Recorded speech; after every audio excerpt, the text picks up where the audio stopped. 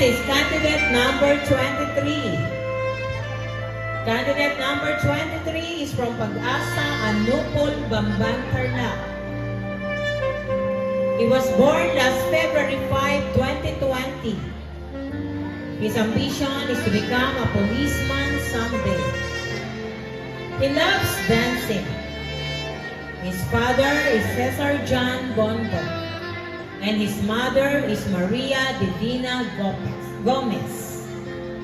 From Pag-asa Daycare Center, under the supervision of Ma'am Charlene B. Ronquillo, candidate number 23, John Calix Gomez Bondo.